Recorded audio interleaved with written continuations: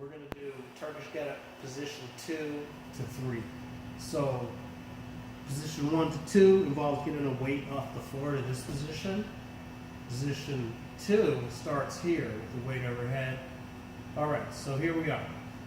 Basics of it is, first I have my onside foot loaded high outside my hip. Alright? Don't toe way out, alright? Don't put your toe way forward either. A little bit of toe out is good here. My offside leg is out, like you're making a snow angel out there. My onside hand is obviously right above the shoulder. If we were holding a weight here, we want that weight stacked right above the shoulder. My offside arm is out around the 90 degrees, maybe a little less than 90 degrees.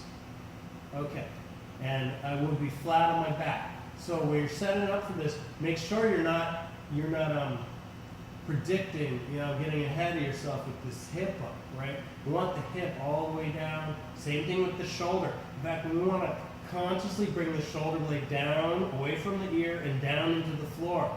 When you initiate this move, right, don't make the mistake of reaching up with your shoulder. Keep your shoulder blade integrated into the rest of your body, into the middle of your body. So we want to start with the foot. That's where we want to initiate this movement. So I'm going to lift and spread my toes. That's going to help me to reinforce the arch of my foot, and it's going to help me to get my knee over my foot, right? This is not optimal. Knee is not over the foot here. I want it stacked right over the foot. Okay, so the movement's going to initiate by pushing the foot straight down into the floor. If I do that, watch my hip move, right? So essentially, I'm trying to rotate my hips by driving through this glutes muscle right here, by pushing my foot. Imagine I'm going to push my heel straight down through the floor, down 1 foot down underground. That's going to rotate my hips. Now, if my abs are tight, when I rotate my hips, my whole body's going to go with me. So I like to do a little rehearsal here. Abs are tight, as if I'm planking. All right? Notice the rotation of my hand. Palm faces across my body. When we have a weight, this is even more important.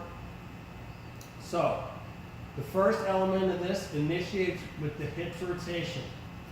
Then, the next element we want you to focus on is digging this far, the offside elbow, hard down into the floor. Keep the whole hand down on the floor, like this, whatever you want. Whole arm down to the floor, but dig with the elbow.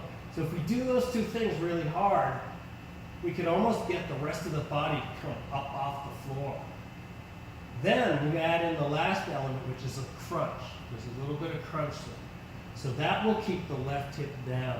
So we want the left hip solid down on the ground as we rotate, and we want the left foot to stay on the ground. So I'll actually grip a little with my left foot, my offside foot. All right, so we put it all together, it looks like,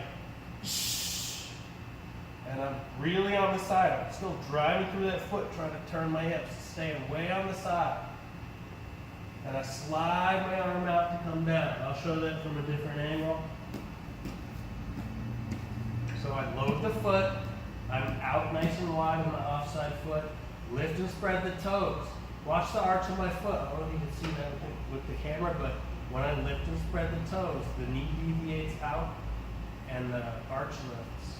All right, so my movements are going to be hips, elbow, abs. Put that all together. To there. Slide the arm out. When I come down, I'm staying on my side. Then I go to the floor. Now, if I'm going to do reps of this, I reset the arm, I reset the foot. Get that high up outside your hip. Lift and spread the toes. Abs tight. Shoulder blade integrated.